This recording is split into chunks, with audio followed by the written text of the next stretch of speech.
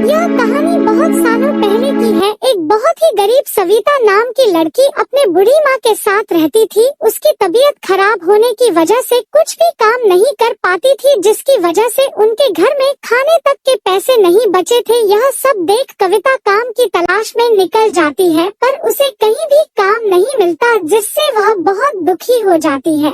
हे राम, अब क्या होगा? मेरे पास इतने भी पैसे नहीं है जिससे मैं काम भी कर सकूं। घर में खाने के लिए भी कुछ नहीं बचा है। मैं तो फिर भी भूखी रह लूंगी, पर माँ, उनकी तो तबीयत भी ठीक नहीं है और ऐसे में उनका भूखा रहना भी ठीक नहीं है। हे राम, अब क्या होगा? तभी रास्ते में उसे एक गन्ने के रस वाला दिखाई देता है। यह देख मैं मन ही मन सोचने लगती है, लगता है यहाँ मुझे कुछ काम मिल जाएगा, चलकर पूछ कर देखती हूँ।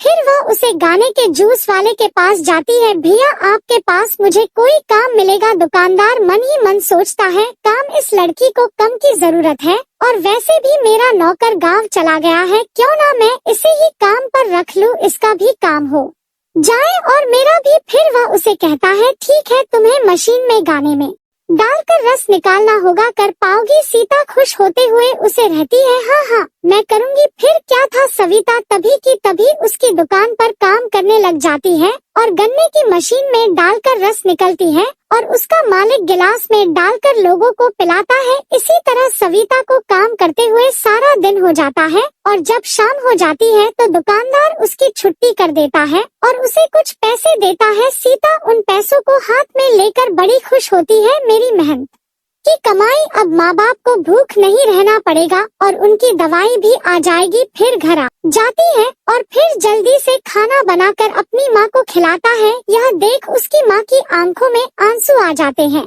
और आंखों में आंसू लिए अपनी बेटी सविता से कहती है, मैं भी कैसी अभागिन हूँ, मैं जो मेरी बच्ची को मेरे होते हुए काम करना पड़ रहा है। माँ, तुम भी ना ऐसी बातें करती हो, बच्चे अपने माँ बाप का ध्यान नहीं रखेंगे तो कौन रखेगा? जब मैं बीमार होती हूँ तब तू मेरा ध्यान रखती है ना। अब थोड़ा सा मैं काम कर लिया तो क्या हुआ? अब यह सब बातें छोड़ो और जल्दी सो जाओ। फिर अगली सुबह जैसे ही सुबह होती है, सविता अपना घर का काम जल्दी से निपट कर काम करने चली जाती है और दुकान पर जाकर गन्ने का रस निकलती और उसका मालिक रस को गिलास में डालकर लोगों को पिला रहा था। तभी मशीन में गाना डालते हुए अचानक से उसके दोनों हाथ मशीन में आ जाते हैं और गाने के साथ साथ उसके दोनों हाथ मशीन के अंदर खींचते हुए जाने लगते हैं।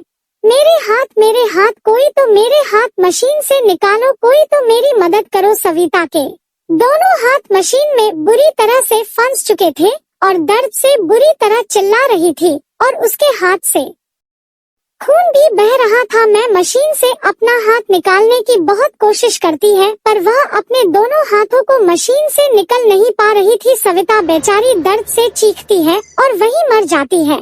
बाद में वह चुड़ैल बन जाती है। जब रात होती है तो वह अपने दोनों हाथों को हुआ देखो जोर जोर से रोने लगती है।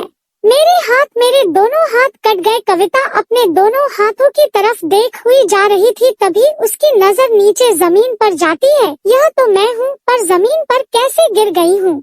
यह देख वह जोर जोर से रोने लगती है, नहीं, मेरे साथ ऐसा नहीं हो सकता, मैं मर नहीं सकती। अब मेरी माँ का क्या होगा? अब किसको किसी को नहीं छोड़ूंगी। इन सभी लोगों की वजह से मेरी जान चली गई, अब मैं किसी को भी नहीं छोड़ूंगी। फिर अचानक से वे चुड़ैल जोर जोर से हंसने लगती है। इन लोगों की वजह से मेरे हाथ कट गए, वैसे ही मैं इसे उनके हाथ छीन लूंगी, काट लूंगी उनके हाथ, फिर यह भी मेरी तरह बिना हाथ के हो जाएंगे। फिर वह चुड़ैल वहाँ से चली जाती है और जैसे ही सुबह होती है तो चुड़ैल इस गन्ने के ठेले पर आकर जूस बनाने लगती है। यह सब देखकर गांव वाले लोग डर जाते हैं और वह एक तांत्रिक के पास जाते हैं और एक तांत्रिक को वहाँ पर लेकर आते हैं। तांत्रिक कुछ अपनी तंत्र मंत्र विधाओं से उसको खत्म करने का उपाय बना रहा था और उसने जैसे ही तंत्र मंत्र शुरू किया और चुड़ैल में आग लगना शुरू हो गई। धीरे धीरे करके चुड़ैल आग में जल्दी गई और वह भस्म हो गई।